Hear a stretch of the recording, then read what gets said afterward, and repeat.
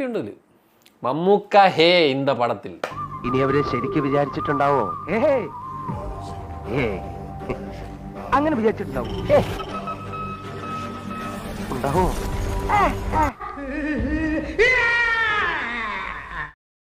മമ്മൂക്ക ഈ സിനിമയിലുണ്ടല്ലോ, അത് ഇതിന്റെ ബന്ധം വെച്ച് വന്നതാണ്.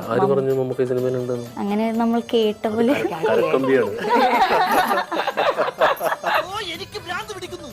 പിന്നെ വേറൊരു ടെസ്റ്റ് ഞാൻ പറയാം.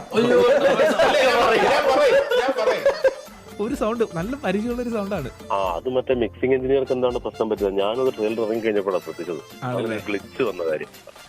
എന്റെ അടുത്ത കളി ഞാനിത് കുറെ കണ്ടിട്ട് തന്നെ വന്നിരിക്കുന്നത്. എന്നാലും മമ്മൂക്കായിട്ടുള്ള എക്സ്പീരിയൻസ് എങ്ങനെ ഉണ്ടായിരുന്നു?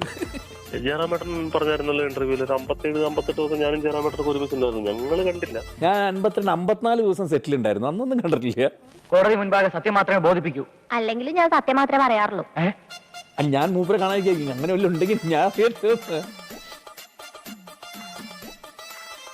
പക്ഷെ ഇങ്ങനെ വിടർന്ന കണ്ണുകളുമായിട്ട് പടം കണ്ടോണ്ടിരിക്കുക.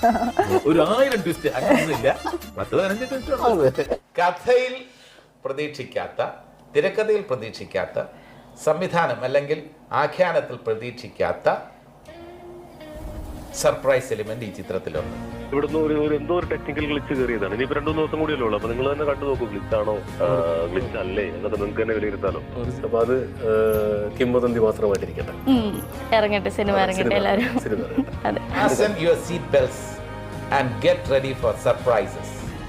This is a game which is gonna be a massive hit of the year. Devil's Alternative.